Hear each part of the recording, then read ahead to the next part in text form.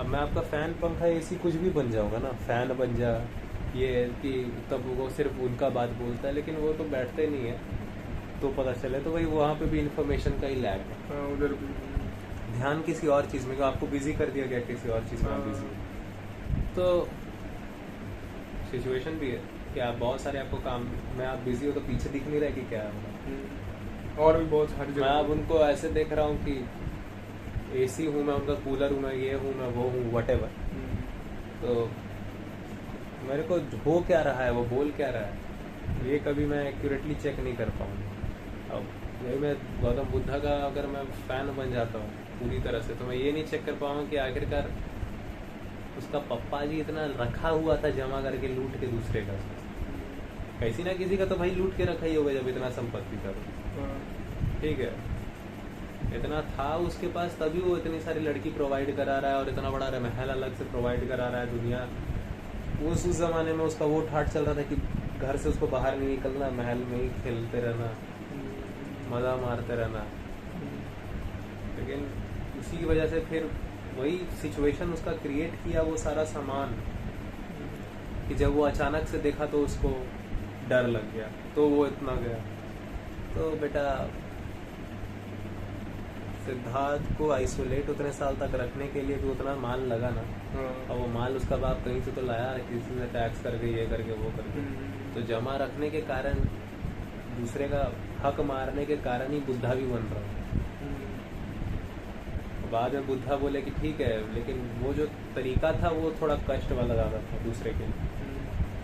हम सब इसको कम कष्ट के करते हैं ताकि उसका भी फ़ायदा हो, मेरा भी फ़ायदा हो। बुद्धा ये समझते हैं कि मेरे आइसोलेटेड फ़ायदा जैसा कुछ नहीं होता। अब एक पूरी जनता को अगर मैं मूर्ख रख दूंगा तो करती तो रहेगी काम, लेकिन फिर वो मूर्खता भी करती रहेगी जिसका मैनेजमेंट मेरे को देखना पड़ेगा सारा ज़िंदगी। और फिर इस काम में आप बिजी रह जाओ तो साला जानने के लिए क्या समय मिलता है। और फिर मैं खुद मूर्खता का काम करूँ जो मेरा बाप किया। मेरा बाप चाह रहा था मैं सन्यासी ना बनूं, लेकिन मेरे को अंदर ऐसे रखा हुआ है, और अंदर वैसे रखा हुआ है तब तो और मेरे को आइसोलेटेड वाला सिचुएशन भी तो उसी समय बना कि दुनियादारी को मेरे को कुछ नहीं पता।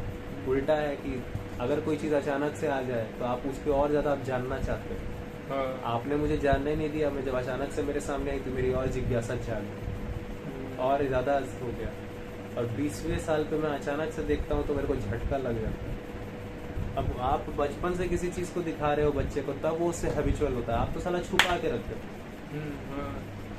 हैबिचुअल होगा कि उसको झटका लग जाएगा। बताओ, झटका लग गया, बहुत गंदा हुआ बस तो वही डर ही फट गया, मतलब तो छोड़े के चल गए।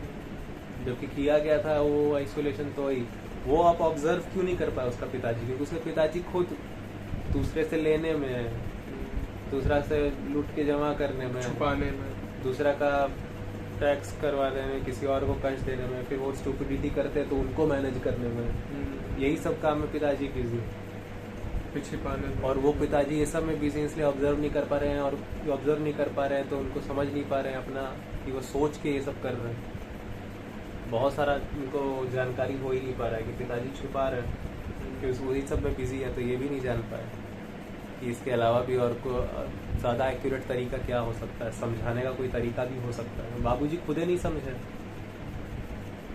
तो ऐसा आदमी फिर बोलता है कि यार वो तो प्रैक्टिकल नहीं है।